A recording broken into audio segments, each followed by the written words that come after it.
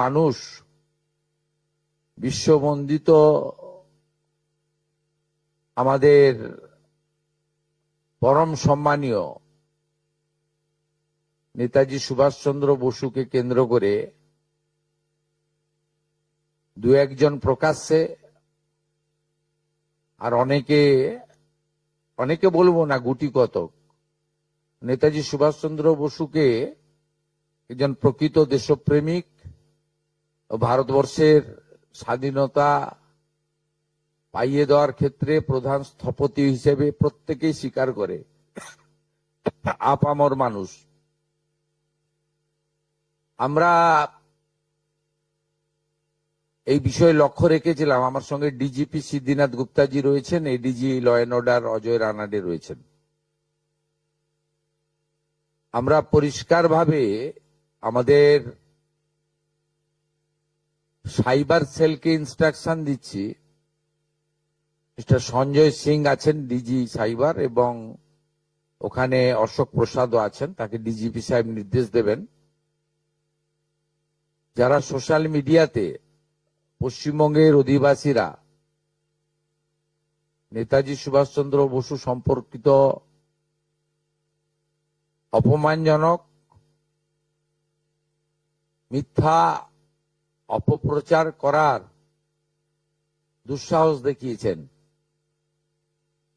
তাদের বিরুদ্ধে সরকারি ব্যবস্থা নিক। আজকে উত্তরবঙ্গের বিধায়ক এবং মন্ত্রীরা মুখ্যমন্ত্রীর কাছে দাবি করেছেন।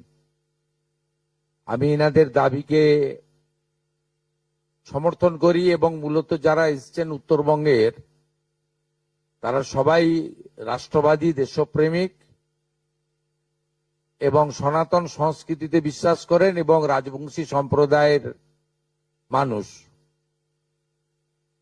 এরা প্রত্যেকে চান যে পশ্চিমবঙ্গ সরকার, পশ্চিমবঙ্গের পুলিশ কঠিন এবং কঠোর ব্যবস্থা নিক। যেখানে অভিযোগ আমরা পেয়েছি ভারতীয় ন্যায় সংহিতা অনুযায়ী সেকশনে কেস হবে। ফেসবুককে এবং সোশ্যাল মিডিয়ার যে প্ল্যাটফর্ম আছে, তার যে সিস্টেম আছে, সেটাকে আমরা রাজ্য সরকারের পক্ষ থেকে সোশ্যাল মিডিয়া প্ল্যাটফর্মেও তাদের বিরুদ্ধে ব্যবস্থা নেওয়ার জন্য লেখার ব্যবস্থা করছি, এবং নির্দিষ্ট ধারাতে গ্রেপ্তারিও শুরু করার জন্য পুলিশকে নির্দেশ দেওয়া হচ্ছে। এবং আমি যারা দুঃসাহস দেখিয়েছেন তাদের কাছে অনুরোধ করব, অনুরোধ ঠিক নয়, পরামর্শ দেব। একদিকে তো পুলিশকে আমি নির্দেশ দিলাম, অন্যদিকে বলবো যে তারা যে দুঃসাহস দেখিয়েছেন এই দুঃসাহস ভালো না, এবং এটা পশ্চিমবঙ্গ সরকার, পশ্চিমবঙ্গ পুলিশ ভালোভাবে নিচ্ছে না। আপনারা অবিলম্বে ক্ষমা চেয়ে পোস্ট করুন, নিজেদের পোস্ট ডিলিট করুন। ডিলিট করে দিলেও যে ছাড় পাবেন তা নয়, নির্দিষ্ট সেকশনে পুলিশ ব্যবস্থা নেবে, এবং ব্যবস্থা নেয়ার ক্ষেত্রে পুলিশ নিজেরাই সিদ্ধান্ত নেবে, ওখানে আমরা কোনোভাবে হস্তক্ষেপ করব না। তারা আইনে যা যা সেকশন আছে সেটার মধ্য দিয়ে করবেন। আমি ধন্যবাদ জানাবো আমাদের উত্তরবঙ্গের এতজন বিধায়ক, তারা যারা রাষ্ট্রবাদ এবং দেশপ্রেমের পক্ষে লড়াই করেন,